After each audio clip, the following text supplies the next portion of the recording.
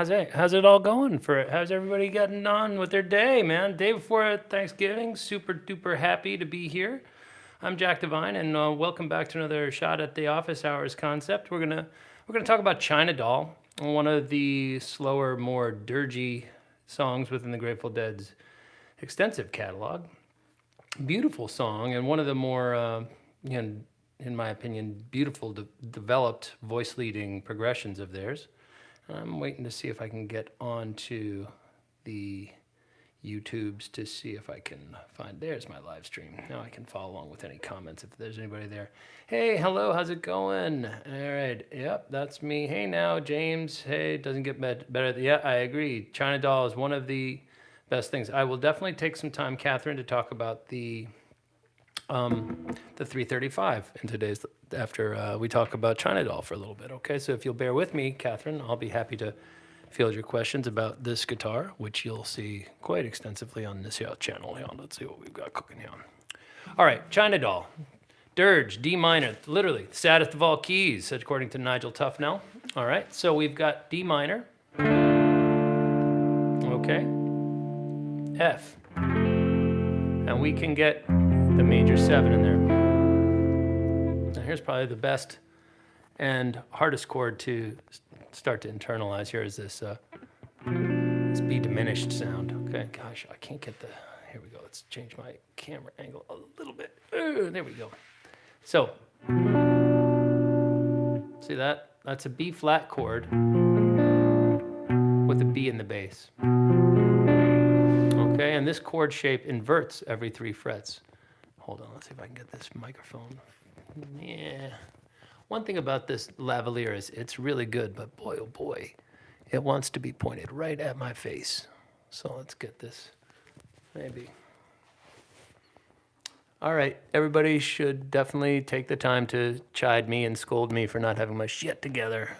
All right, here we go. B flat with the B in the bass forms this beautiful sound of the diminished, okay? And the way we're gonna think about soloing over that is gonna be explained in a little bit. Then that relieves itself into the B flat chord, major, then A7, that should tell me what you done it for chord, right?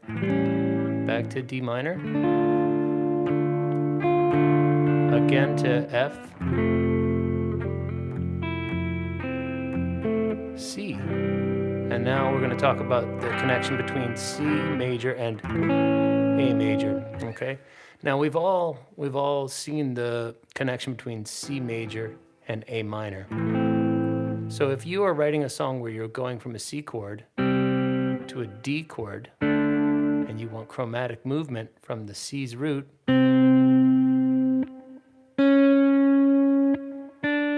it is very common for us to utilize an A7, okay, to get ourselves back, because the third of that A7 provides us with this leading tone to come back to the root, okay? So that's what's happening at the very end, okay? So we're going, tell you a thing, and then create tension back. Okay, so there's, it also is the 5 of the D, okay? Okay, so we have a few moves that are kind of classical in their nature, right? One is the that dominant chord right before a minor 1 opens us up to the sounds of harmonic minor, and therefore the diminished sound, and therefore the Phrygian dominant sounds, okay? And we've talked about this a little bit. In this song, because it's so slow and the voice leading is so strong in the chords, it provides the emerging soloist a really great opportunity to practice some of these more advanced concepts at a slower tempo, but still kind of at the written tempo, okay? Slow songs so you can really kind of see and feel the changes coming, or hear them coming, right? So let's start by talking about D minor, and F major 7. Those are the same sounds, basically. So it's D minor pentatonic or F major pentatonic, or we could think about diatonic.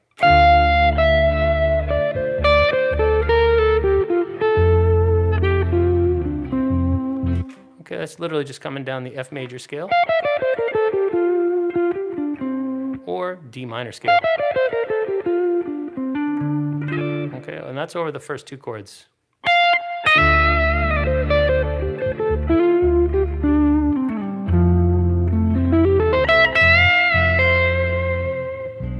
And that's our first difficult chord, okay?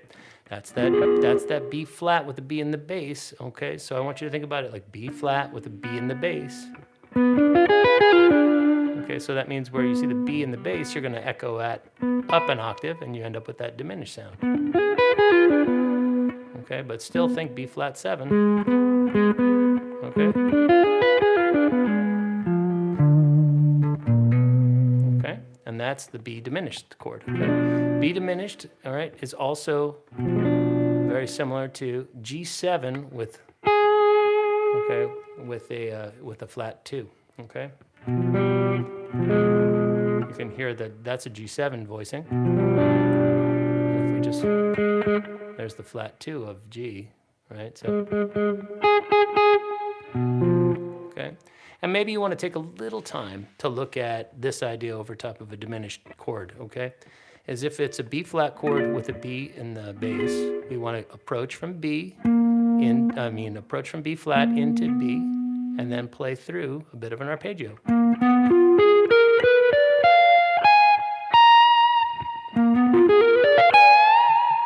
You know, watch me use that little shape right here, okay?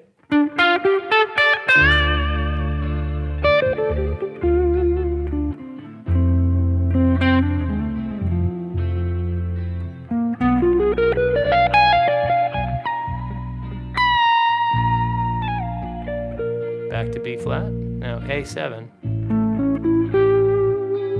Okay. Back to D minor. Okay, F. Into C, and now we're gonna do that chromatic move.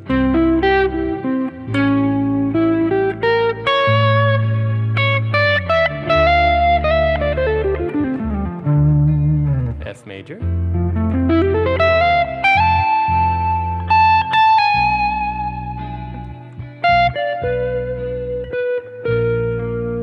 B flat major. All right, now here's that A chord.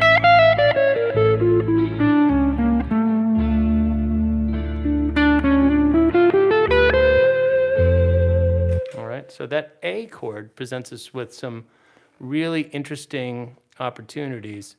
There's a few tough changes to follow, but they're slow and you see them coming, Alex. Okay, so I want you to, if you can write out what the actual chords and the sequence they're coming in, you can anticipate them and kind of hear them. All right, and then you can learn how to kind of embrace the modal information that's included inside of the changes. Okay, so let's talk about that A7 sound. Okay, we're coming out of that B diminished sound, which then relieves itself into B flat. Okay, so we've got all this B flat energy here, and that's relieving itself into this A7 sound. All right, now the A7 is again leading back to the root. Okay, it's functioning as the dominant chord, the 5 chord. All right, this chord says, please take me home to D minor. So over top of the 5 chord in a minor 1, we can use the minor 1 harmonic minor. Okay, so that would mean D minor with a major 7 to get some really sweet extension tones. Okay, so watch this, okay? It'll take me a second to get there, but I'll show you how it's done. Okay, so D, F,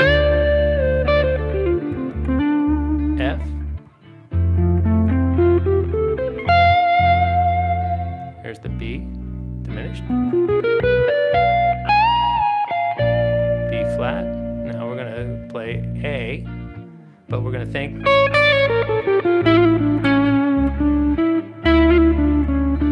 over top of the A chord I just played, which is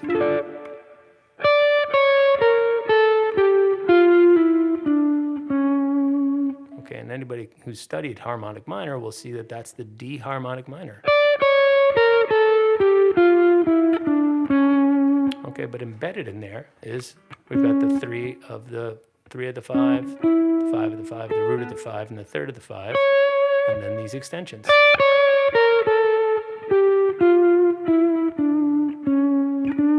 Okay, that's also referred to as Phrygian dominant. We could think about it like that we're playing an A7 chord with a flat 2 and a flat 6. Okay, so rather than doing this sound, or rather position, I'll show you it out of this right here, okay? D minor.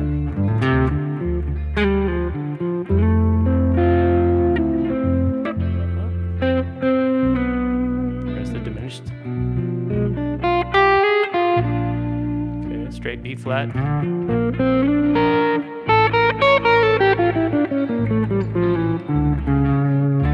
See how it led back to D minor?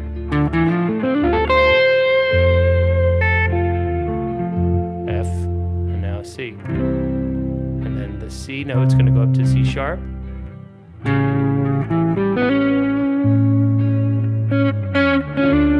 then back to D minor. All right, and that's what I mean by voice leading, like the thirds and the fifths and all the different voicings within the chords. They all kind of conspire to create tension that brings us back to where we're going to or where we came from. Thank you very much for the comment there, Ramsey. Oh, hey, how's it going? Sorry, I looked down and didn't realize it. Thanks, dude. So we've got a lot going on within those changes that we can kind of tease out of the shapes. If we know the arpeggios of these chords, we've got some real opportunities here, okay? So that's not to say that we can't just kind of blues it up. Okay, over that first D chord, you know, you can play something a little bit less schooled, you know, a little bit more impassioned, you know, so if that's...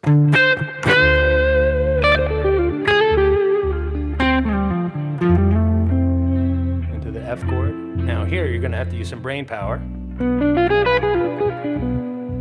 Back to the B flat.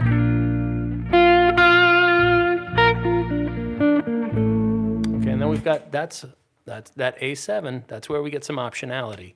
We can think D minor, harmonic minor. Okay.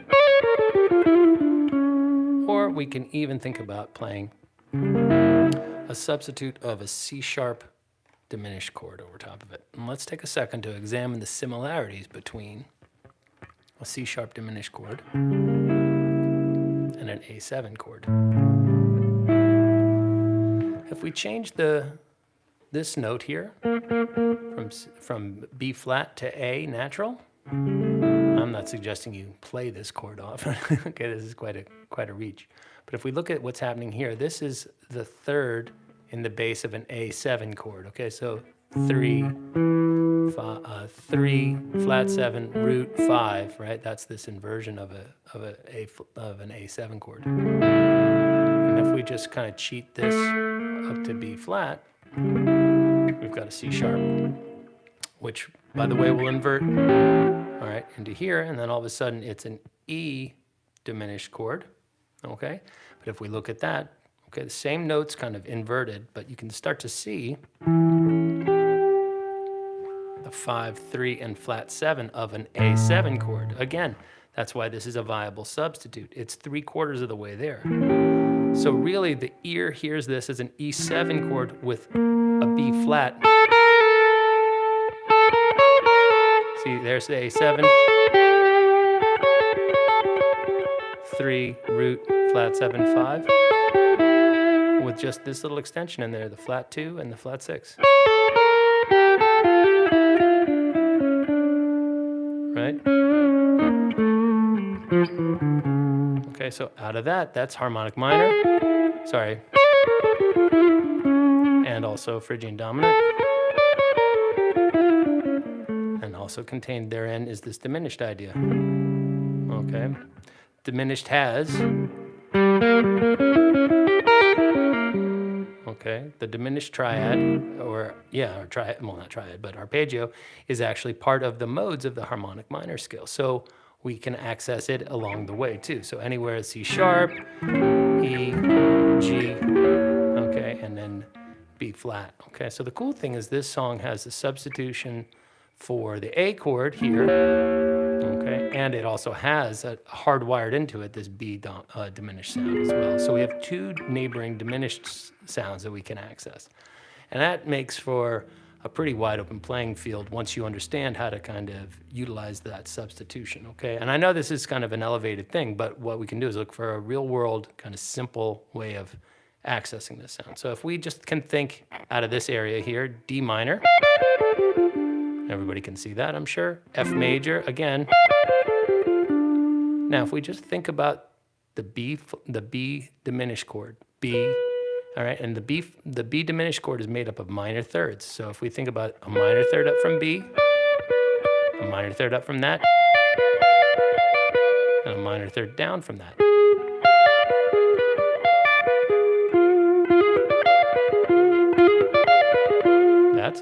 That's your diminished arpeggio right there.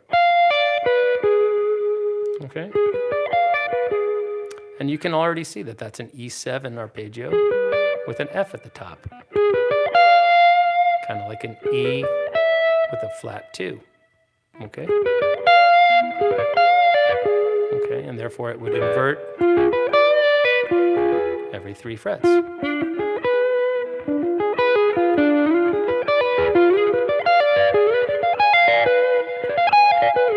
So you'll hear me utilize that little sound over that third chord here, okay? Okay, so here we go. We're gonna go D, F, right in this little area, and then access that B diminished sound, okay?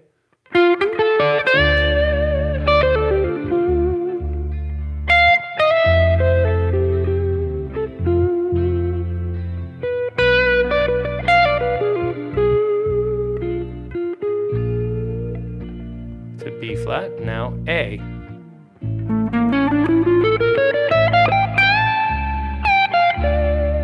And that was just that A with the Phrygian dominant motif I like to cop, okay? And if you don't know this little hack, this little shortcut of mine, I'm happy to share it with you guys. I think it'll help you like it helped me. All right? If we think about this as the A chord, okay, can you see? That's the root, third, fifth, root, third, fifth. We're going to take each of those notes and bring a friend to the party. +1, I call them. A +1. 3 +1. 5 +1. Again.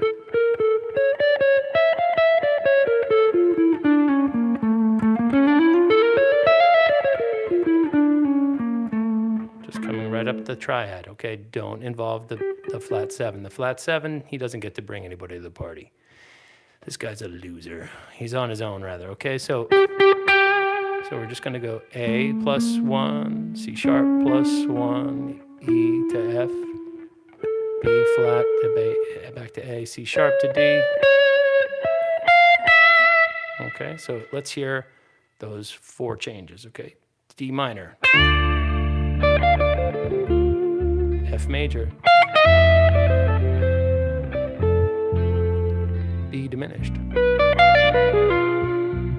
Okay. B flat.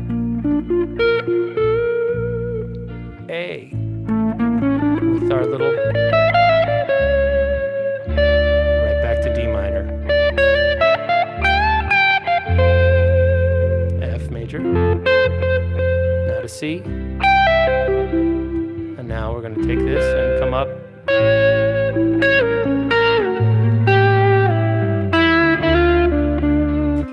So over top of that A chord at the end there, okay, look at that. An A7 is made up of a C sharp, the G, and the E, with the A in the bass. So this little diminished, well, this is a dominant sound, but it also is part of a diminished chord. So if we move this ±3, we have that opportunity. So over top of the, over the C chord, then we come up here with that chromatic movement into C sharp, and then while doing that,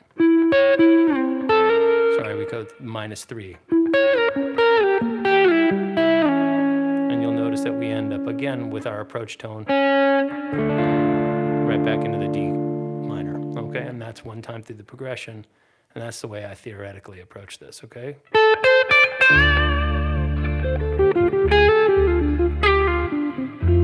Into F major.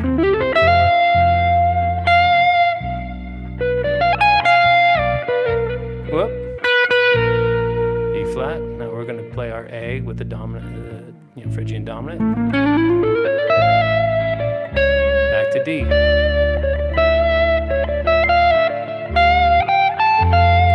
Back to F. Now we're going C to A7. See the C chord, and now here's the A7.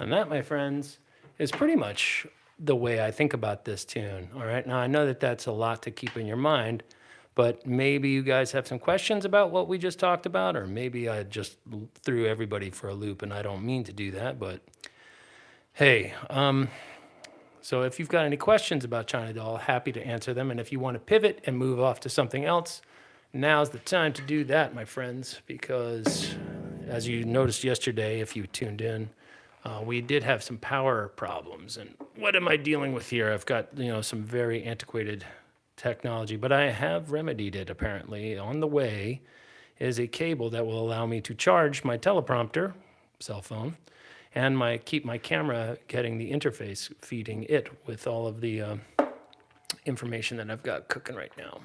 Hey, what do we got here? Still new to non-diatonic chord progressions. Well, this one is, kind of an interesting battle for you, for sure, because it's got a lot of substitutions possible.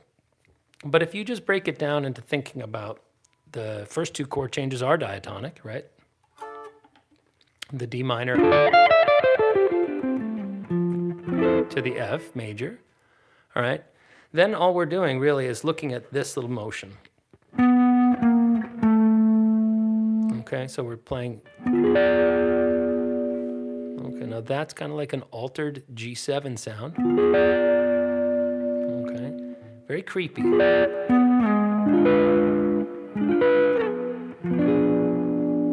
Okay, now we can look at that in a number of ways, but really the way, what we can do is say, oh,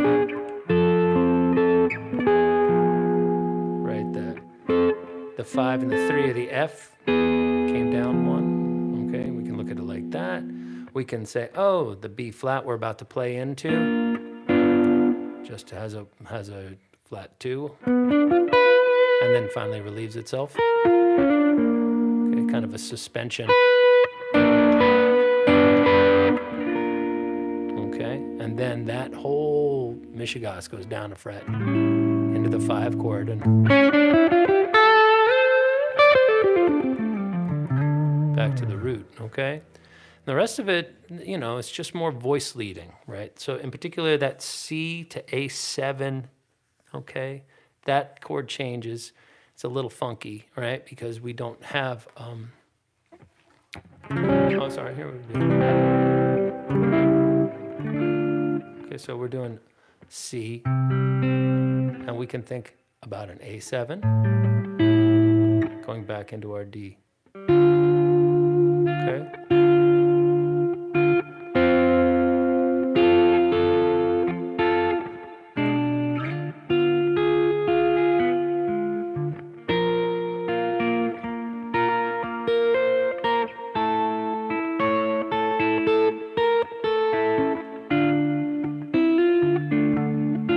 Up to F.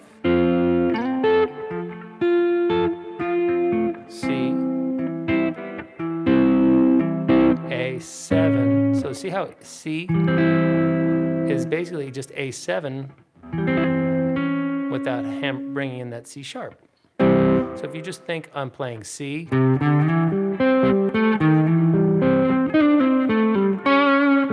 then add the C sharp on the downbeat of the A7 chord, you've just made that change quite nicely, Alex, okay?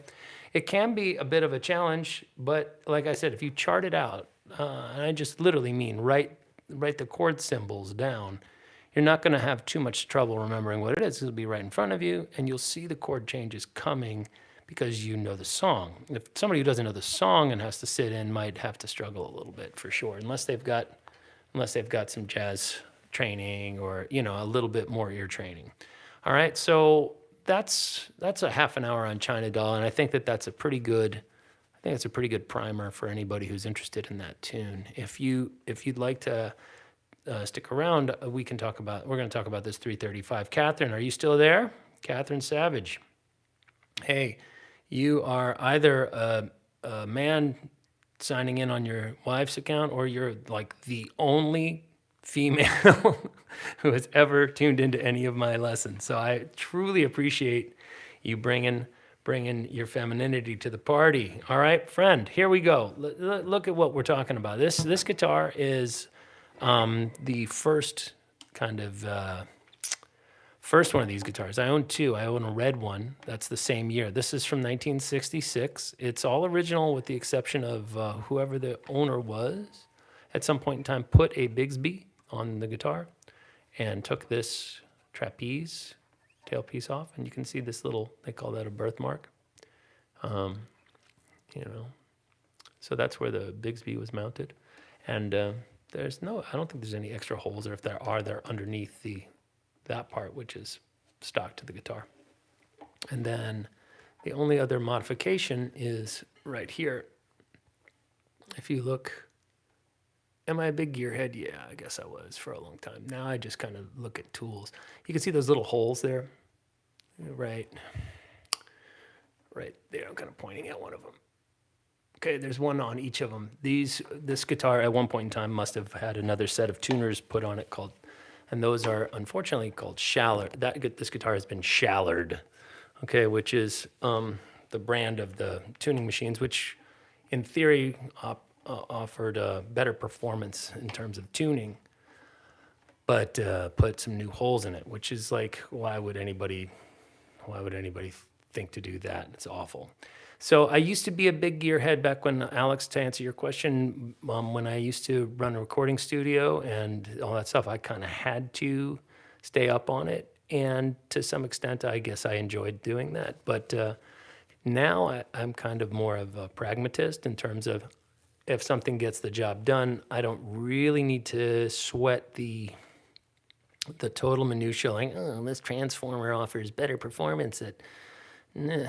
I mean, oftentimes I'll just ask what the good, better, and best situation is, and then weigh the cost of entry into those three options against my needs and how preeminent the requirement is. Like if we're talking about like a guitar that I plan on committing to and like, I love you, I own you, you're my baby, then nothing's going to stop me from getting into the right instrument. However, if we're talking about some ancillary piece of gear, I may be more inclined to kind of take a shortcut. You know what I mean? Yeah, gear is a massive rabbit hole that unfortunately lots of players will make the mistake of thinking that their passion for their fetish, okay, is the equivalent of their expertise within the discipline. So I wouldn't really worry about gear for a long time. You use a Tone Master Deluxe and a TS9. I don't know what a Tone Master is. I'm assuming it's some sort of amp, like some sort of Fender digital model amp, right? Is that right? If that's true, you're probably able to get what you need out of that, provided it offers delay and reverb. Those are two of the more essential elements to what I like on a sound. So if we don't have delay and reverb, we can't really get that spaciousness. So you can hear there's a quick delay, but it's in the distance and it's quite dull. I like to roll the high end off of my delay so that it almost sounds even further away, because I don't want it to get in the way of the actual attack of what I'm in the middle of playing. I don't want the slap back from the echo to be as crisp and therefore mess with the transient of what I'm playing. So that's why I keep it nice and dull.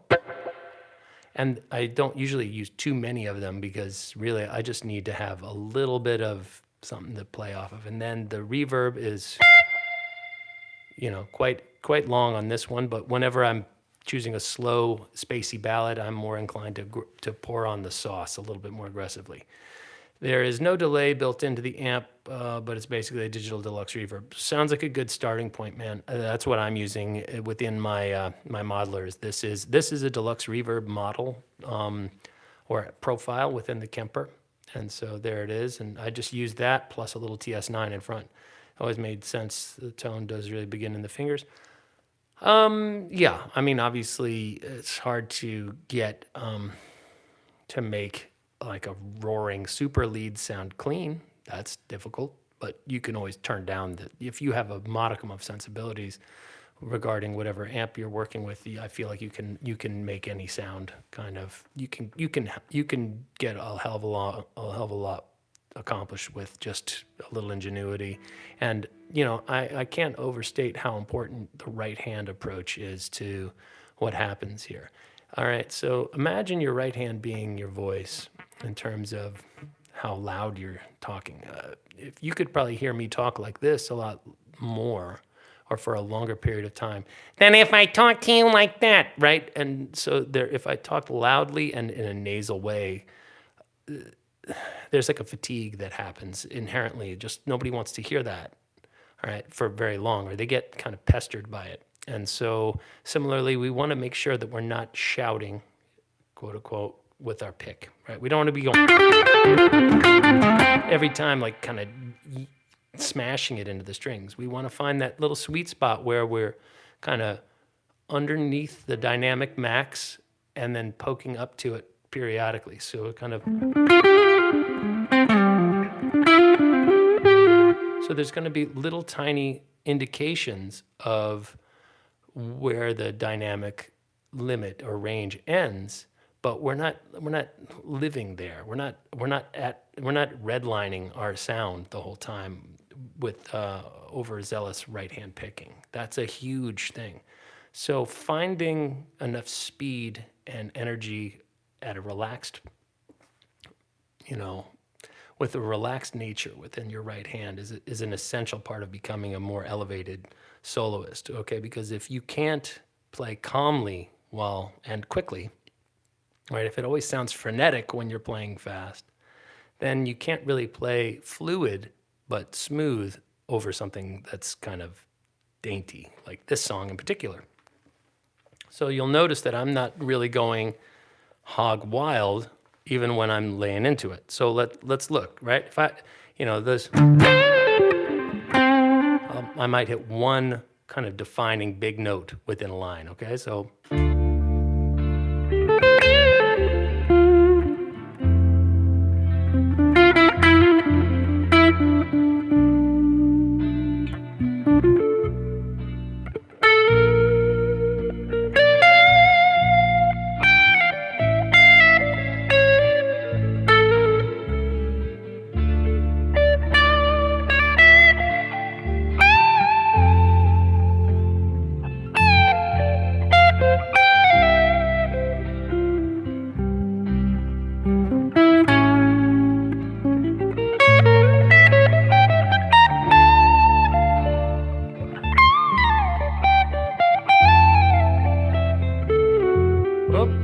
until I landed right on a clam.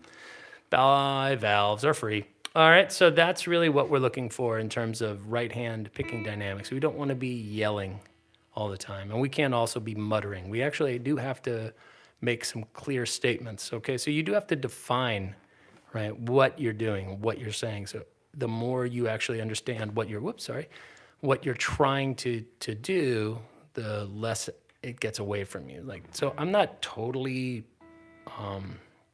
planning out any of those lines. I kind of understand where I want to take things, and I utilize, some already baked in vocabulary and history to guide me where I'm going.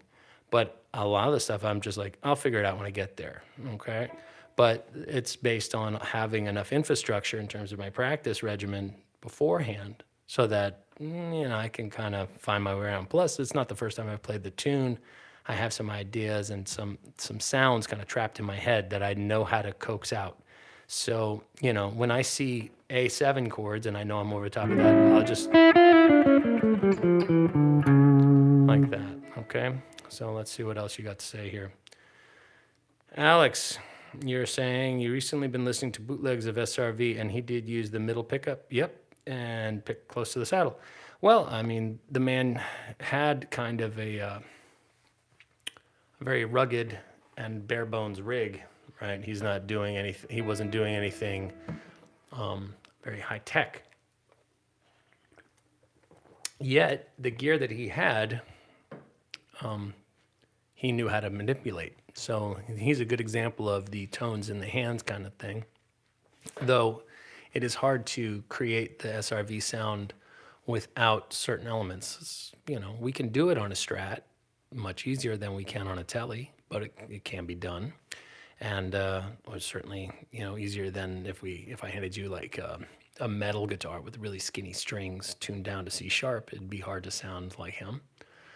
That said, nobody really does that. You can't really, So pretty much, as long as you've got something in the ballpark, gear-wise, you should be able to do it if you understand how to actually get the sounds out, okay? Yeah, you have to really crank the volume. You do have to have some, you have to crank the volume, and you also have to understand how to get volume into those little tiny low output Strat pickups and into a clean amp. You have to know how to create the energy has to come from someplace, right? In a Marshall circuit, okay, you've got a lot more gain available, and so consequently you don't have to hit so hard with your pick. So the dynamic range kind of shrinks in terms of what your right hand is available to do. With an amp that's cleaner with higher headroom, then at that point you have to rely on finding more energy with the input source. That would be your picking output, or you'd have to jack up the gain on the way into the amp, a la a tube screamer or something like that. Okay. Now the tube screamer also did wondrous things for the tone in that it lops off a lot of the low end that he stacked up by playing on the neck pickup so much with those thick ropes tuned down. So, without the tube screamer, his sound would have been super woofy. He was also playing into a 15 most of the time. So 15-inch speaker is not exactly well regarded for its snappy, punchy sound. It's more about a big, warm, so lopping off some of the low end helped that stay clear enough to cut over the band. All right, so enough gear stuff. We talked a little bit about, the trials and tribulations of playing over a tune like China Doll, okay? And my suggestion is if it's too much for you, that you just break it apart into a couple of changes. All right, and just look at that diminished chord and try to onboard that sound, okay? So we've got, okay? You want to look for tritones or minor thirds.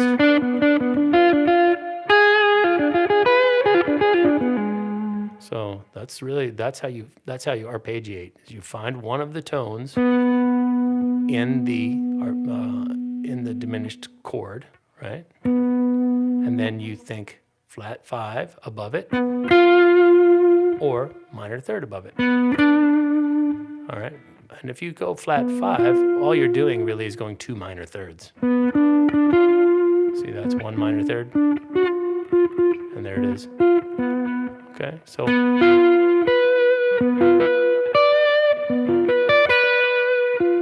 you've been listening to my Dear Prudence lesson a lot lately. Fairly simple changes, and it's been good practice. I couldn't be happier, Alex. Thank you very much. It was just a starting point. Somebody asked me if I could take a swipe at that. I don't really play that tune too much. Descending line cliche songs aren't really my favorite from a songwriting perspective, other than there's a couple of examples that are super dynamite. Like in particular, I think Stella Blue has some of the more clever changes that can be done with that, as does Mississippi Half Step. That's pretty clever. All right, and we've got some really clever changes too, courtesy of Garcia, and obviously the vibe of the tune is funereal, super, super dark, slow. I believe one of their friends killed themselves, and that's, yesterday I begged you before I hit the ground. And, goodness, what a sad thing to actually be, affected by suicide. I'm fortunate in that none of my friends have taken their own life. I have lost some people. That's obviously sad, but that's kind of a whole nother thing, and I don't even want to talk about it. All right, so let's look at that diminished sound and try to really onboard it. Take the time to make a loop that just has that chord in it and figure out where it is. And once you find it,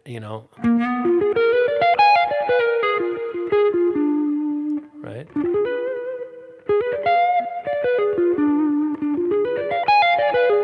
So you'll see that it's basically looks like we're playing a B flat arpeggio with a dominant. B flat dominant, but rather than hitting the root, we're going to hit the flat 2.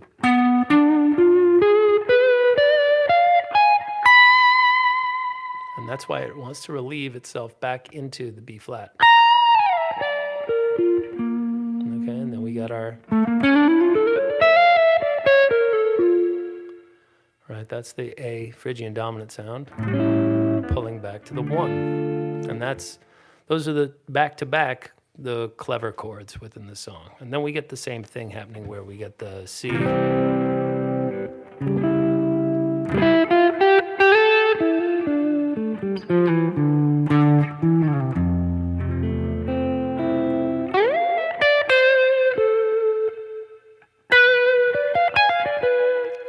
That note right there, that B, really is somewhat unexpected, right? Because think about it, we're coming out of D minor, F. The place you wouldn't think for F to go is bam, boom, flat 5, and now we've got our...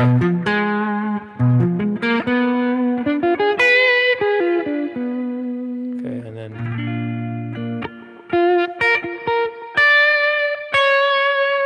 A7 or D harmonic minor,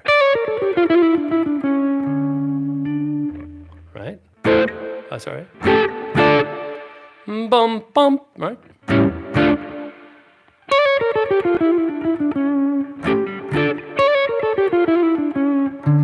Right? C sharp D. That's what we're hearing. That's the cadence.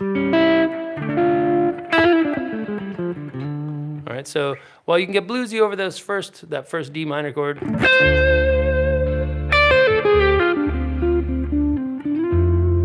okay, F.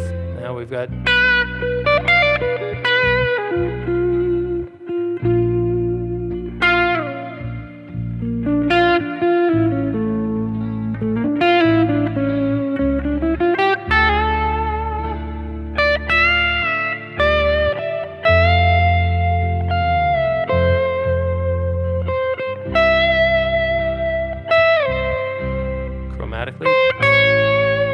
diminished.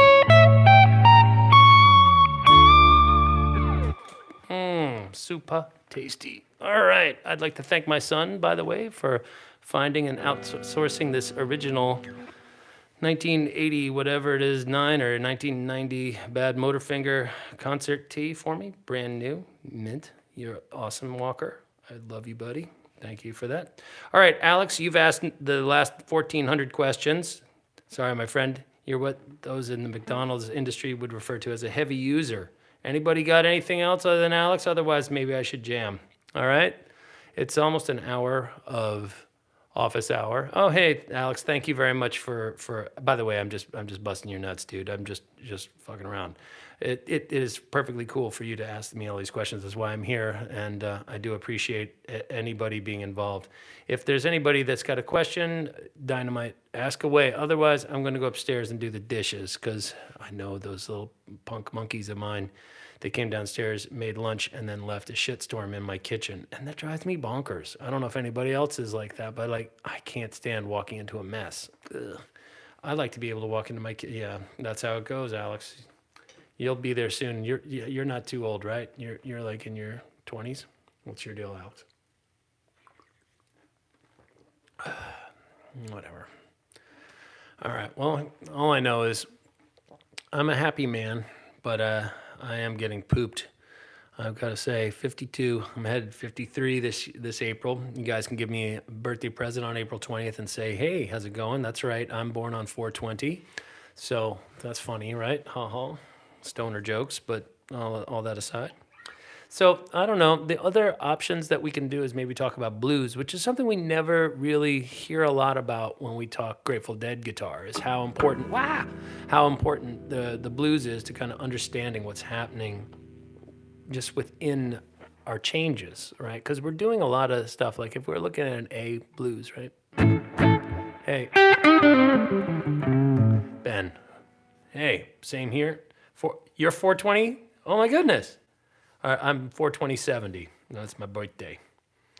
I do look forward to having my own family one day. Yeah, well, let me tell you, making them is the best part. Raising them is great too. All right. Anyway, you're a blues guy at heart. Okay, well, let's talk a little bit about. Let's find. It is exciting stuff. Let's do a blues out of D. Okay, so that would make. Okay. Oh, you're significantly. I'm sorry. I thought it was illegal to make people after I was born. 99. Oh my God, you're such a young guy. That's awesome.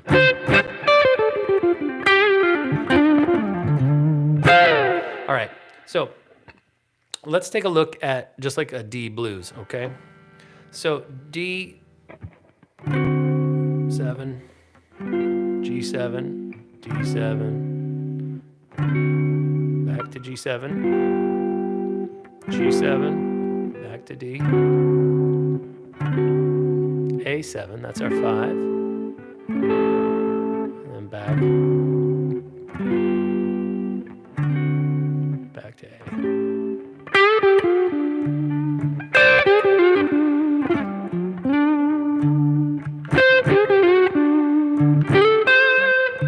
So this is one of my favorite little ideas, is taking this root and the flat 7 and playing them both together. All right, it makes kind of a horn honking, kind of rude sound.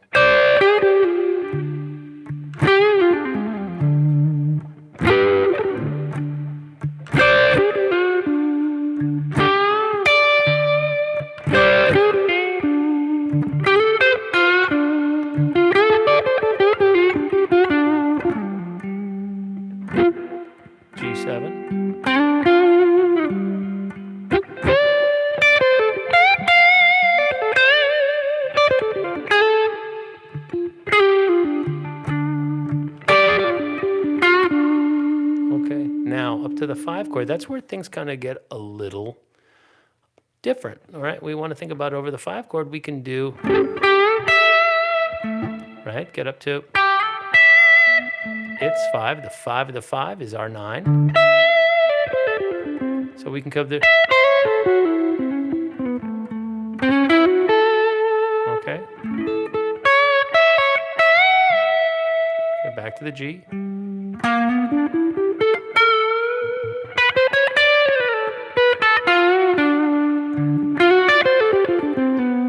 Third of the 4 chord, right? That's the D on the turnaround. Into the 4 chord. Third of the 5 chord.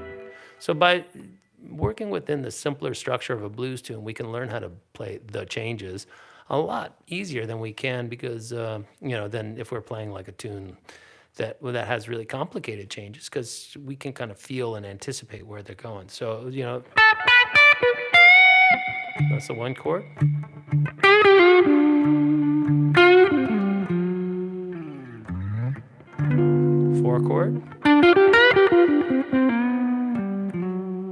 the flat 3 of the 4 is a dangerous note. Don't think that you can lay on it. Okay, in this case, where G is the 4, so don't go. It sounds like the minor 6, and it's not where you want to be. You want to be bending it. Okay, quickly. Don't even. I don't even like to mess around with it.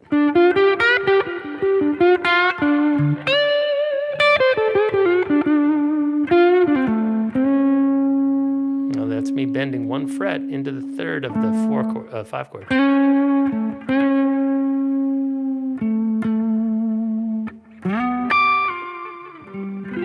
That's the 4.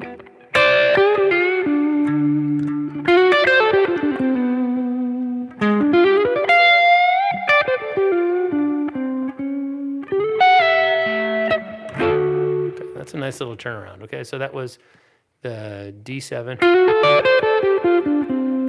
into the 3 of the 4 chord, right?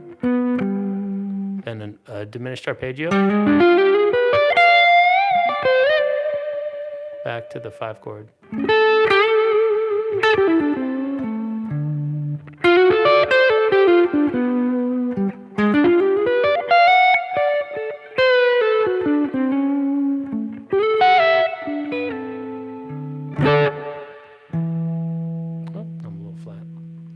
Is anybody following what I'm doing in terms of that little arpeggio? What do I see here? There's all kinds of stuff.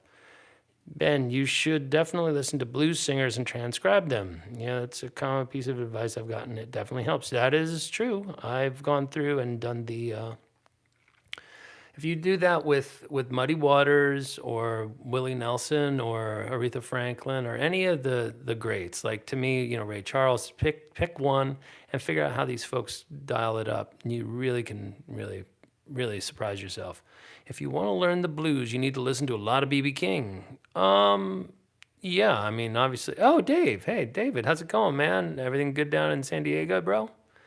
I agree. B.B. King's a great starting point. I am actually more partial to Albert King than B.B. King, although I do like B.B. King's singing quite a bit. He's a great singer, too.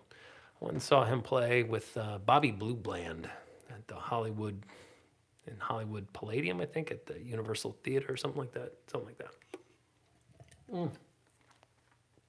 It's weird seeing Bobby Blue Bland. I did not care for his approach. All that snorting didn't do it for me.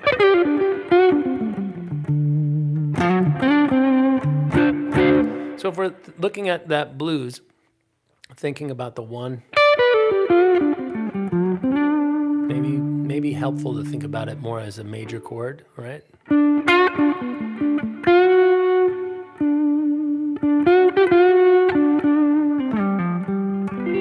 Into that 4.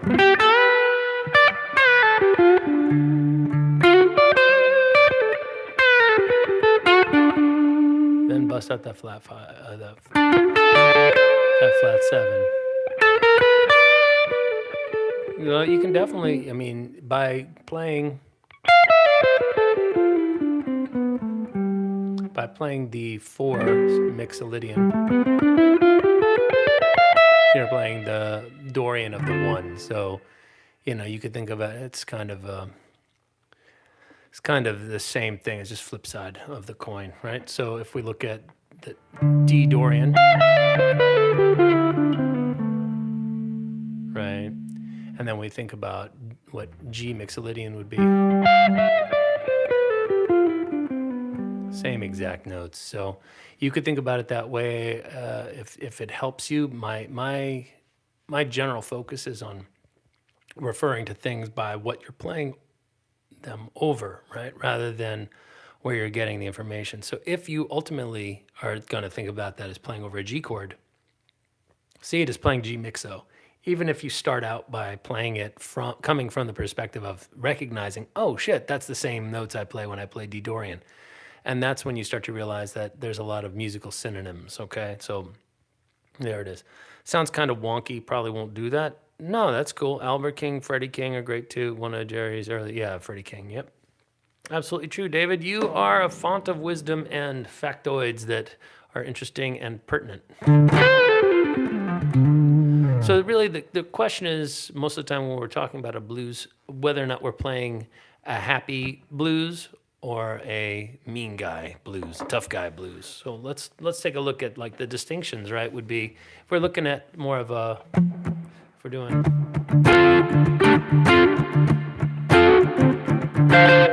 something like that, where the 7 is kind of strongly stated, and we're hearing some of that, right? That kind of tougher, that kind of sound. Then we're definitely going to be leaning more on our minor pentatonic. Okay, when we hear something that sounds a little bit more brighter and sweet, like.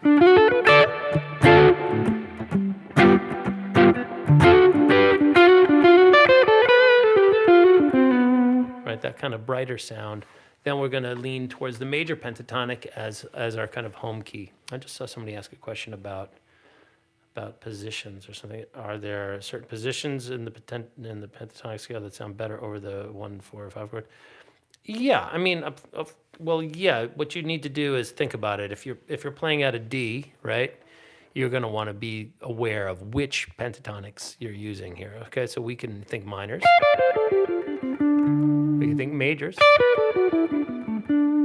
right? Pardon me. Then when the G chord comes around, we can think G minor pentatonic. That's the one I think it's risky because of that note, okay? Maybe if you're going to bend up into it.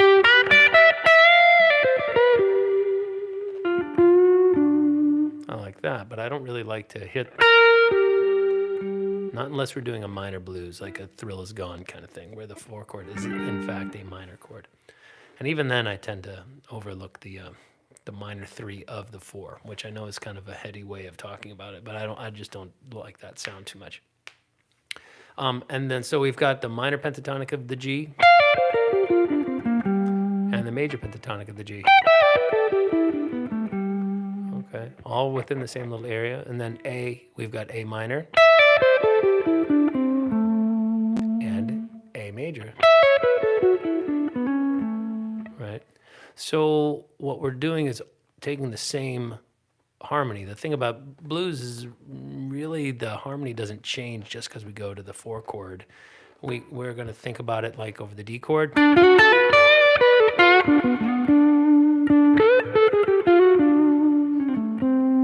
then we could do the same little series of licks.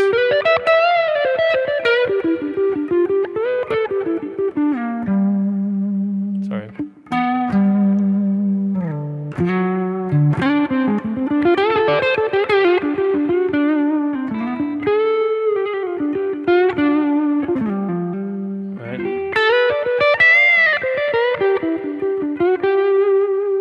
Harmony is the same relative to the root note that we're playing over the 1 and the 4 chord. And, you know, the reality is that the licks that we play can actually be repeated. So you can find yourself playing blues that are like...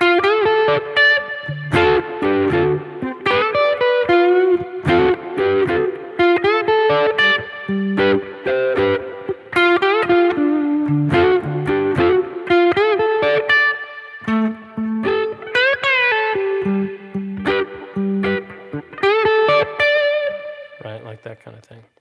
So, you know, look out for the 1 and the 4 chord basically being the same opportunity for you to play the same idea.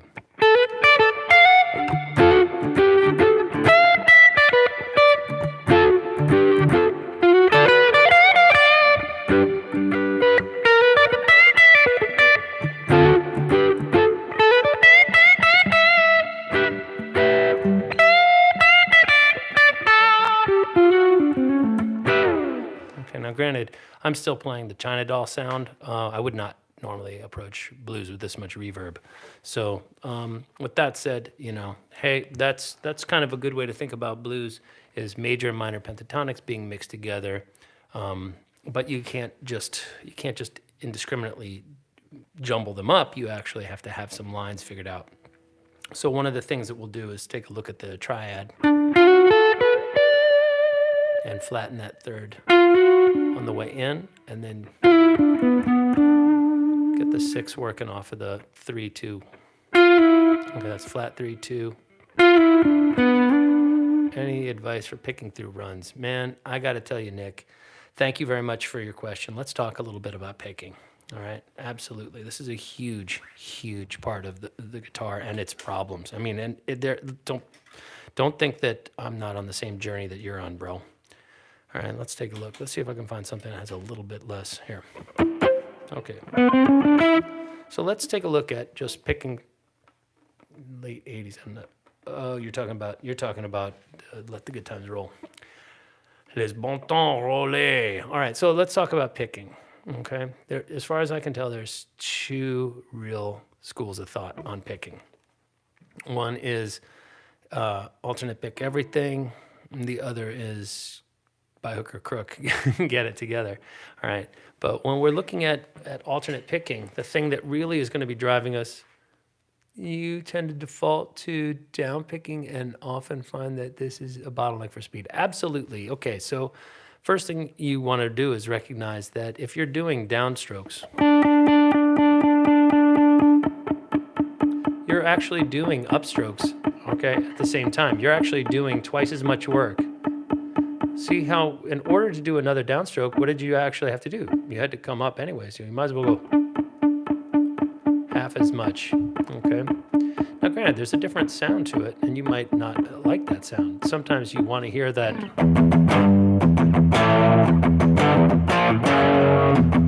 kind of jackhammering, fortissimo kind of energy of all downstrokes, right? And sometimes you need it to be the stronger downbeats and upbeats. So when we're picking, we have to think about what sound we're after, okay? But let's just assume you're talking about increasing speed, which would mean alternate picking, okay? So thanks for all the lessons. Oh, of course. Very, very much my pleasure. So if we're looking at doing a downstroke, right? And we got to get back to doing another downstroke, we might as well come through the string again. And you'll notice the way I pick, it's not straight up and down like that. It's more like out on the upstroke. And the reason for this is that picking like this is only good for picking on that string. The second we want to go to another string, we actually have to go down, out, up, and then over there. But if I'm going down, up, down, up, down, up, and out a little bit on my upstrokes, after every upstroke, I have the easy opportunity to change strings because I'm already out. I'm not trapped in between and have to go out, up, and then back in. And then, so by creating a trajectory like that for downstrokes and upstrokes, okay, and also one that's kind of reversed from that, I end up with the ability to kind of combine the in and out side of that motion, which I refer to as a card dealing kind of thing. It looks like somebody's dealing cards when they pick like that a lot, right? They're kind of going, and even coming out and out to come under just seems so stupid that people just end up going down, down, down, down, down, down, down, down, down, down, down, down, down, down, down, down. And that just doesn't sound as fluid as, right? Which is, you know, if you're doing all downstrokes, baby, you're hopping rather than walking, right? Don't go boom, boom, boom, boom, boom everywhere. You want to, okay?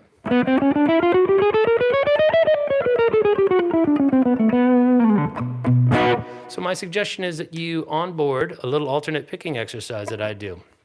All right, and I'll teach it to you right now, and hopefully that'll get into your, sorry about all the movement. All right, just trying to show you. We're going to start with a downstroke on a downbeat at this B note at the 9th fret D string. We're going to go down, up, down, up, down, up, down, up on the G. Same thing, down, up, down, up, down, up, down, up. Okay, so far 4 in a row, same thing. And why? So that we can practice effectively doing 1, 2, 3, 4, 1, 2, 3, 4, 1, 2, 3, 4. And if you wanted to, you could actually do it just going up and down like that.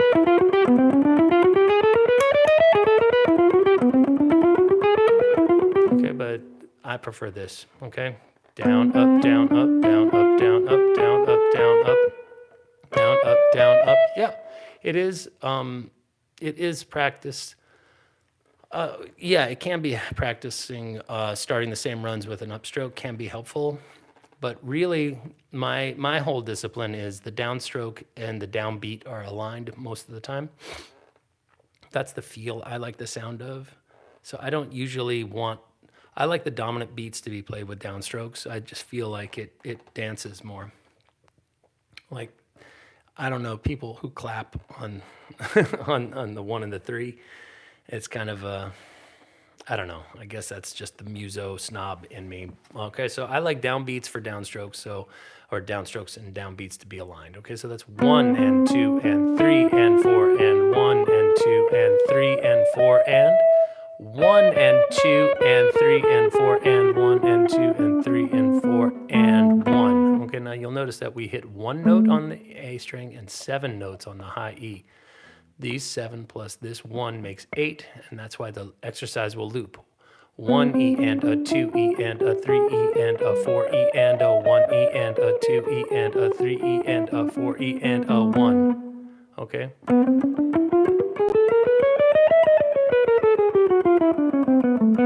Okay, by doing that, we learn how to do a bunch of consecutive downstrokes and a bunch of consecutive upstrokes in these 2 positions, which I'm about to describe to you. The first I already did, this kind of forward-leaning, what they call downward pick slanting. All right, I'm going to change my orientation again to the camera. You'll see that this is neutral, okay, and I kind of think about the guitar as having 3 positions for the right hand. One is a neutral one, okay, where we can get to strings, okay, at not necessarily at the most economical, okay, but we're already halfway to either position. We're kind of non-committed, all right? But once we rotate our hand forward, we had better be certain that we're doing a series of downstrokes and even numbers of strings, because what makes our hand have to move into this upward position I'm about to talk about isn't the direction that we're traveling. It's the number of notes that we're choosing to play with the left hand. So watch, when we play 4 notes of string, no problems. I can stay in that position where the escape stroke, okay, the upstroke, is free from the guitar. Okay, but the second I turn it around and on the last note of that string, right here, and so that was a downstroke, and I'm down here, and I got to get all the way back to the B string 12th fret to play the exercise back at.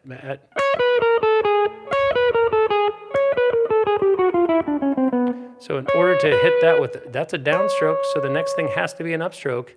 It doesn't make sense to go down, up, in, and then stay in the same stroke and then have the same, put it back in.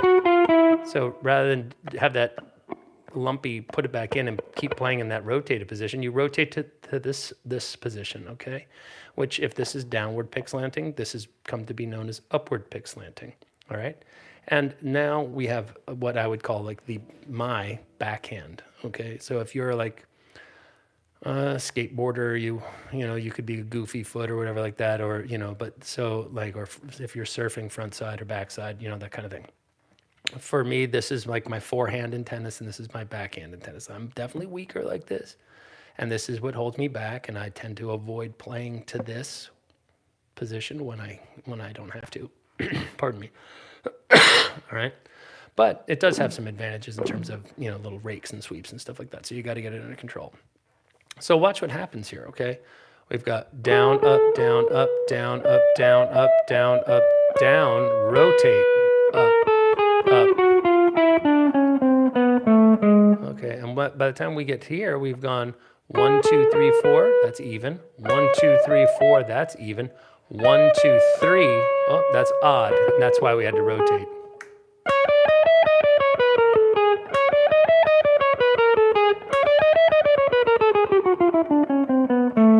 And then we had 1 note on the A string there in order to turn it around. So 1 and 2 and 3 and 4 and 1 and 2 and 3 and 4 and 1 and 2 and 3 and 4 and 1 and 2 and 3 and 4 and 1.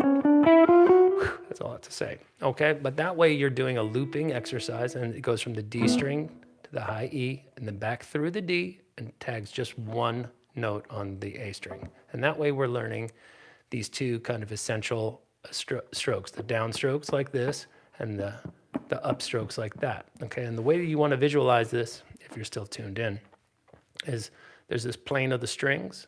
And think about this as the stem, the long leg of the long vertical part of a capital K. And these upstrokes are the upward leg and the downstroke. So if we see a capital K here, we're going dun da da da and da da da da. Okay, we've got this little wedge and this little wedge. Okay, so on a big enough line, it would look like down, up, down. Okay, big enough proportions. So all we're really doing is rotating the hand a little bit so we can get out from there and so we can get back in cleanly without rushing into any of the other strings. If we're going straight in this neutral position, the tendency is to rake through by mistake, and it kind of prohibits us from doing stuff. Now, it's not very often that we do 4 notes in a row, but what are we doing? We're practicing doing this, right? And that's fast enough for me. Then really what we're doing is looking to then eliminate, if we eliminated 2 notes out of that, we would still be playing an even number of notes, so we wouldn't have to rotate. So that would be 1 E and a, 2 E and a, 3 E and a, 4 E and a. And that's our pentatonic. Okay, and if we do that, we can work on practicing alternate picking and the 2 primary strokes, and at the same time buff up our 5 positions of the pentatonic scale, which definitely form the backbone of most music. I don't care what anybody says. You shouldn't listen to anybody knock you for playing pentatonics. It's a great starting point, and it's not even a bad ending point. Ask Eric Clapton or Eric Johnson or Eric Gales, or apparently anybody named Eric. Anyway, the idea is we're going to learn how to pick quickly in this way in groups of 2 and this way in groups of 2. All right, that's like one chunk of the picking right-hand discipline you got to get under control. The other is the tougher of the 2, and that's when we play odd number of notes per string. Okay, so that means 3. Eric, hey, how's it going, dude? So the idea of playing 3 notes per string, like if we were playing major scales, something like, let's say A major.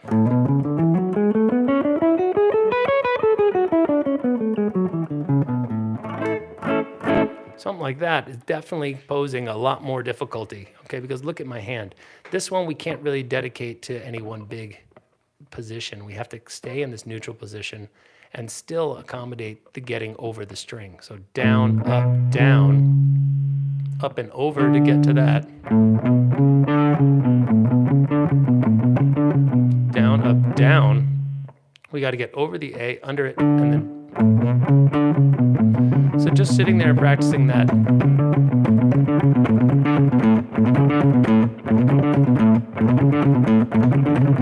Okay.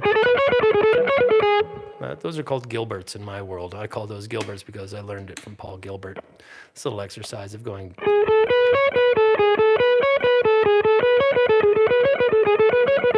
Okay, and what are we doing there? We're practicing what we call an outside string change. We're on the outside of the B string, coming up and over and hitting the outside of the E string, and then coming back. Out, out, out, out, out, out, out, out.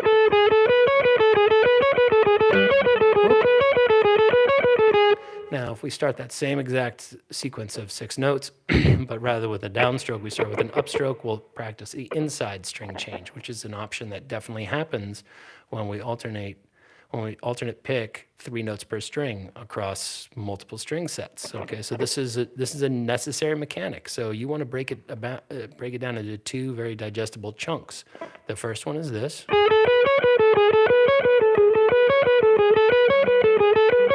Those are outside string changes for you, okay, Nick? The other one would be starting the same exact exercise. It's going to sound the same, but look a little different with the right hand. Up, down, up, down, down, up, down, up. And we're in, in, in, in, in, in, in, in, in, in, in, okay? So you see all the string changes are taking place in between the B and E string, not on the outsides of those two strings. It's in there. And a lot of people hate that one. That one doesn't really bother me. The coming over one is the one that gets me, okay? Now, once you get those two mechanics together, and when I say mechanics, I mean exactly. Then it's time to practice the FYM, okay? Which, thanks to Charlie, is definitely getting a renaissance, this exercise. Okay. And what are we doing? We're doing inside, outside, inside, outside, inside, outside, inside, outside changes back and forth across all 6 strings coming that way and then back this way. Outside, inside, outside, inside.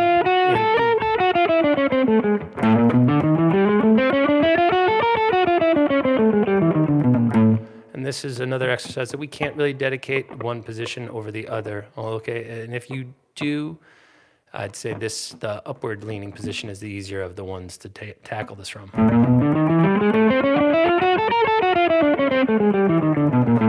And the way that exercise is tackled is like this. Down, up, down, up, down, up, down, up, down, up, down, up, down, up, down, up, down, up. 3 notes on this string like this. Not, okay? We don't ever hit the B note in this exercise.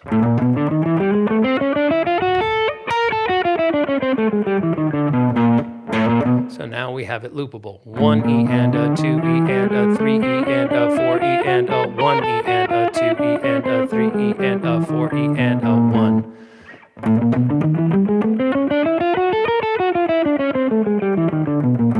Okay. Once we get that together, okay.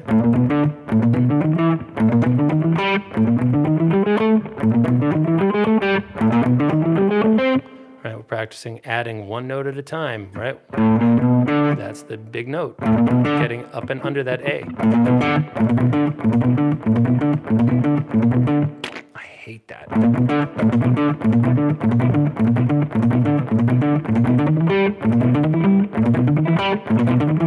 I hate that. Okay, that's the hardest thing there is to do on this damn thing, okay? That and picking the right notes. All right, but once you get the right hand able to kind of fly around, this is a great starting point, okay? So, all right, now, what good is that? Much like this one, we'll never have an opportunity to play 4 consecutive strings in a row of 4 notes in the pseudo-chromatic kind of bullshit exercise. So that's not a very musical thing, but by ditching 2 of these notes, we turned it into something very usable. Right, that's the pentatonics. By expanding this, so it's not just 3 chromatics in a row, we can now kick it to these 3 fingers and work on the dexterity and the coordination. All right, and now we can actually take it all the way and turn it into 3 notes per string, major scale.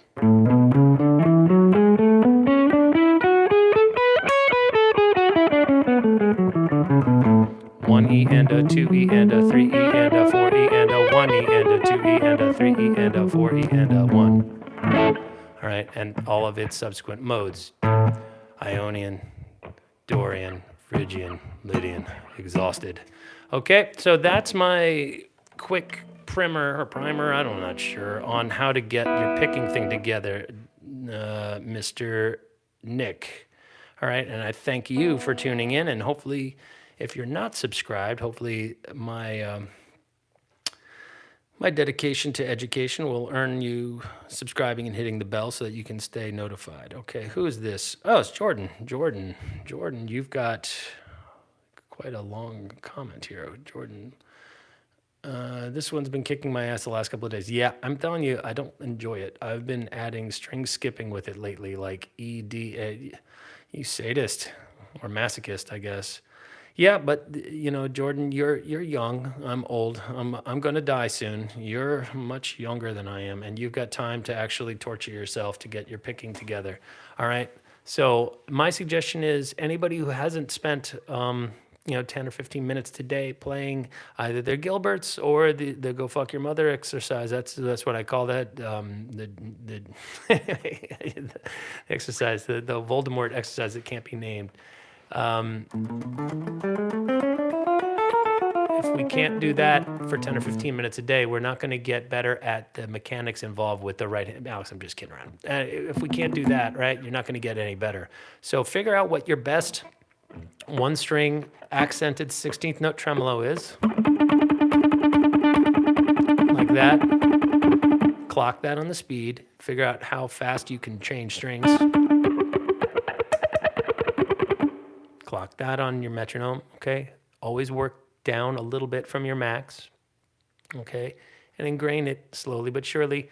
Work up to the max, then find a new max, back it down, you kind of figure out where you can just do one thing at, then you back it down, you learn how to do the whole exercise there, and you push it, and you find a new level, and you keep inching forward by adding greater and greater resistance, kind of like a gym for people who like to sit down.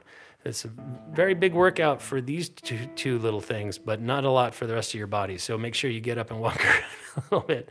Otherwise, boy, you get one of these. You get a little not a six pack. You get a Joe, a little Glirgle. All right. So tips for practicing legato. Yeah. This little exercise.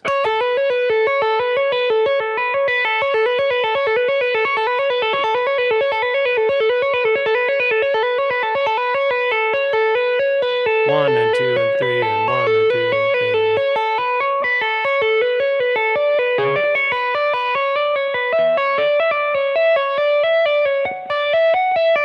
I don't do it often enough, but that's what I would do. Is I would go one and da da da da.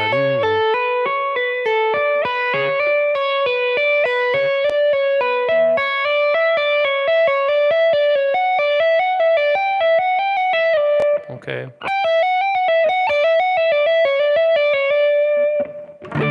Okay, if you can start getting those lines down.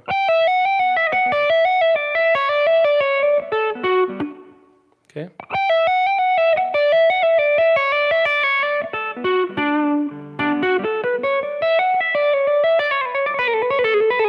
Okay. The other thing you can do is you can look for some of the, to me, I don't really care for the sound of legato too much, usually because I don't do it that great, but inherent in it is that we need to pull off, and by pulling, you end up causing a little, there's always that moment where you're pulling a little sharp in order to pull it off. So be careful you don't pull too far, especially on the strings where there's more room.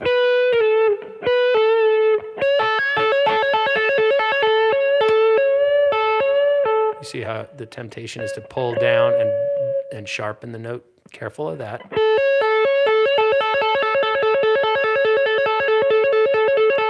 So that would be that would be a good thing to practice. Legato, I guess the 2-1-2s are a solid way of doing that. And you could serve two masters at that level. You could look at a D major arpeggio and like not even pick.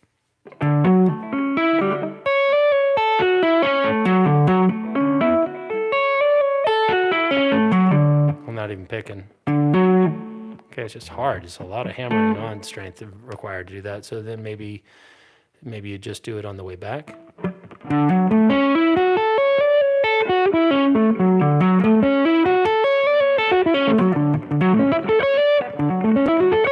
Like that.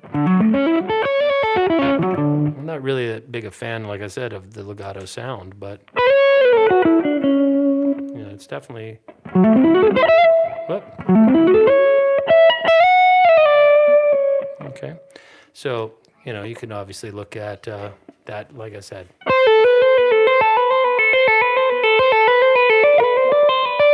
So C major, basically.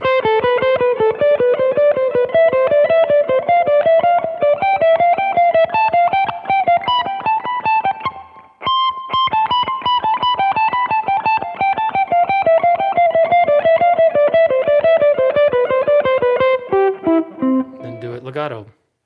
Sorry.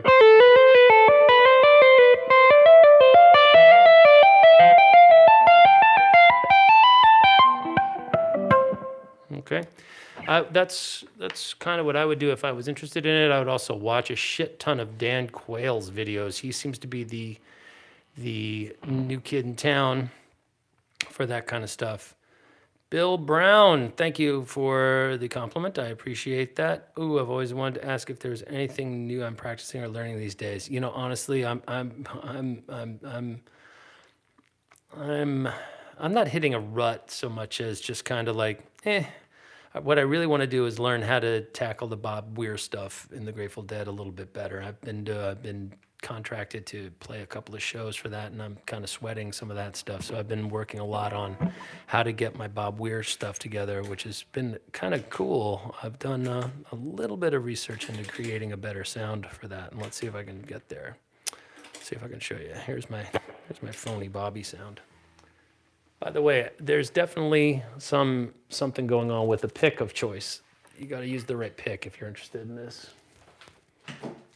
Oh, where did it go? Where? Alrighty. Well, basically, Bob Weir's pick doesn't look like that.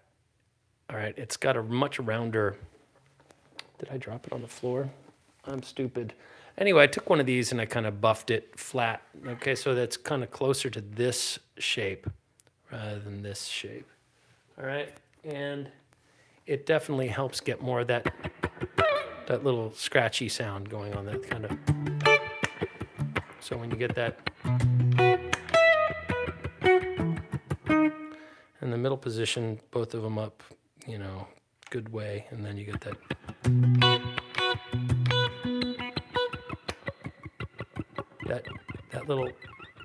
That little sound that's happening on top of each note.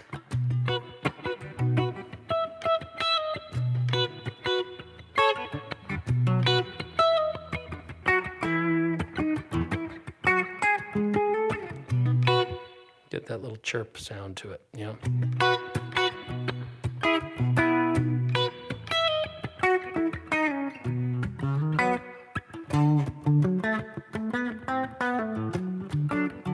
Little chorus on there seemed to help as well. And this is, you know,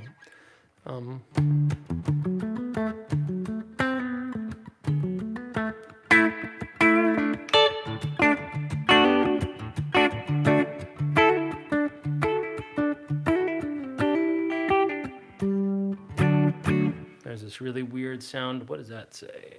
Who's that? Oh, well, yeah. We're not going to really talk about how crappy Bob Weir's sound is as he's grown, obviously, much older. Hold on, there we go. Sorry. Lavalier mic is small and needs to be guided into its little home there. Bob Weir is old, and he's beautiful, and he's in better shape than I am, and he's 30 years older than me. Okay, he's forgotten more about playing rhythm guitar than I'll learn in my whole life, probably, but one thing he hasn't got is upper order harmonics in his ears. He can't seem to tell that he's really, really deaf. He should be trusting somebody else, in my opinion, because his tone is just really kind of rough, as far as I can tell. I think he got that tone because he can't hear anymore. Yeah, I agree, Jordan. Corey, hey, how's it going? It sounds great. I'm so happy to hear that you like what you're hearing. I'm not sure if you're referring to my pseudo Bobby shit, or if you're talking about the China Doll stuff we started out with, or whatever. But I don't know why more folks don't love the 335. I think it's just such a versatile platform. I think it sounds dynamite for, they should give him that tone in his in-ears and see I think they should just, just let him. I mean, I guess he didn't get where he is because he listened to what other people had to say, but, whatever. Let the man do what he wants to do. He's, so cool. Learning some of these Bobby parts is incredible. Like the fact that over top of the China Cat song, he's basically doing the same idea in 3 different keys, and it just sounds so dynamite. So he's got the main.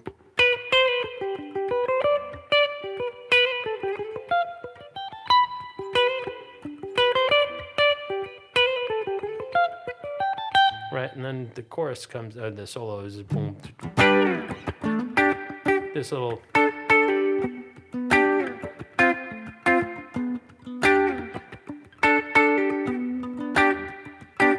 D chord, he goes.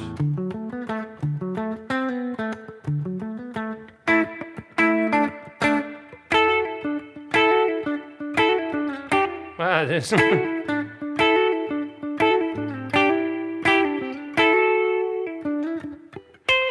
back into the thing, and then over top of the bridge,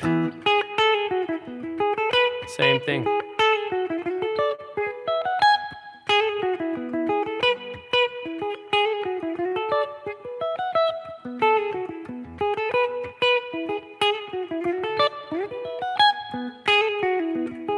And then the same thing again.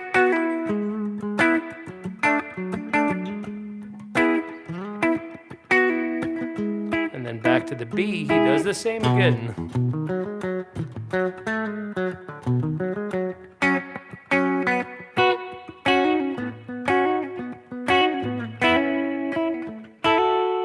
And back.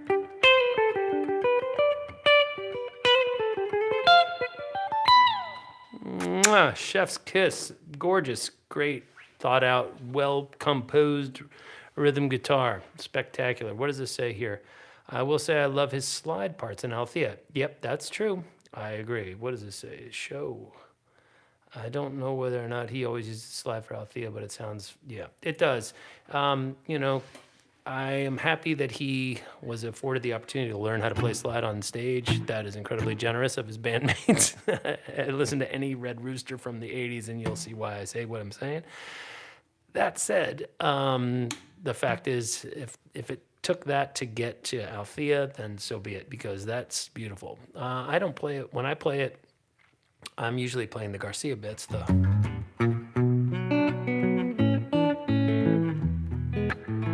thing. But in this new project that I'm sitting in with for the next couple of gigs, if they play Althea, I think I'll probably be doing the...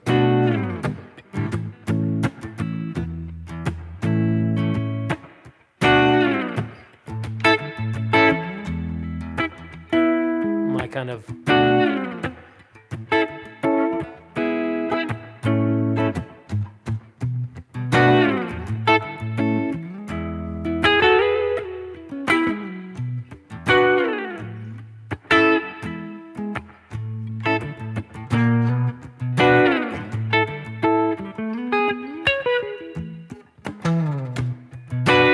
that kind of thing, you know, see if I can find a pocket without actually using the slide, because it's just an opportunity for a serious amount of wipeouts. So if not you, who's the Jerry on the new project? You know, he's a really accomplished musician, and I'm really excited to play with him. Oh gosh, I forget his name though. I think his name is Bernstein is his last name, and let's see about it. I'm sorry, I've never met him. I'm going to be walking in cold to the gig, so we're never even going to get to play together before we perform, which will be quite a challenge because I don't have a set list yet. So if you're out there, fellas, and you're listening, which I can't imagine you would be, everybody in the band is pretty far along their road. But I think his name is, where is it? Todd Weiss is our drummer. Let's see about this guy. He's really good. He sits in with everybody and he's been doing this for a long time. So I'm, you know, I can't necessarily say he's, you know, he's Steve Bernstein. He's pretty amazing, you know. So I'll be happy to you know, back him up and play alongside of him. And I think he seems like he's, you know, obviously he's used to playing those parts. So I'm going to let that happen for a little while, and maybe he and I'll whack it up into a way that it, you know, it's he's already offered to play some of the background stuff. So whereas the gig, we're playing at a place up in called the Orange Lantern, I think. No, the Parkside. We're playing at the Parkside Lounge. It's Northern New Jersey spot, if I'm not mistaken. And then I think if that goes well, there's another gig that I'm supposed to sit in with them if I don't blow it. But there's that sound, that little scratchy, that kind of chirpy thing that he used to get. At Maureen's Jazz Cellar. So that's a nice little place to play.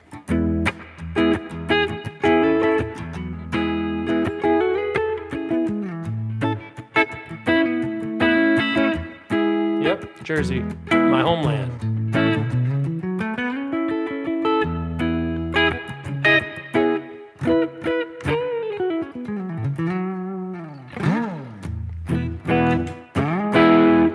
might be playing that one a little bit more dirty though.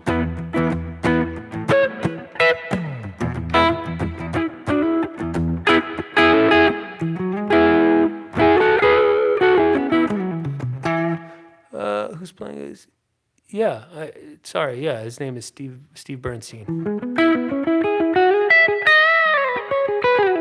No, I'm not electing to. That's just the position that's available, and I wanted to play with some people, and I actually wanted to take on the challenge of actually learning all the stuff so that I'd have basically a new chapter of learning available to me within the Grateful Dead's work, and it seemed like a great way to kind of meet new people and have more experiences and continue to grow as a musician within the culture and community of Grateful Dead musicians here in the so as a way of I'm actually thinking about maybe sitting in and playing bass sometimes because I really love playing bass. One instrument I couldn't play drums in a Grateful Dead band. I couldn't play keys, so I've been playing around with this cool picking idea lately. Well, you and I'll have to talk a little bit, I guess, huh? Get some cool lower harmonies. Yeah, we'll talk. You and I are. Scheiße. Well, it's 103 minutes worth of my time. I think I'm gonna bail and go get the door, everybody. Thank you very much for tuning in, everybody. Much love and happiness to you and all yours, and have a happy Thanksgiving tomorrow. And thank you for tuning in.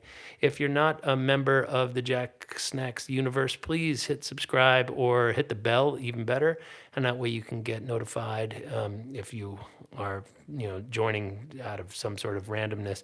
That would be great. Okay, happy Thanksgiving to everybody. All right, and big hugs and kisses to everybody's families and all the joy and happiness I can radiate to the world. I really am thankful and happy for all the time I get to spend playing guitar and teaching and interacting with all you beautiful people. So you take care of yourselves, and I'll see you on the flip side of the holiday, I'm sure. All right, thank you very much, everybody. Bye-bye.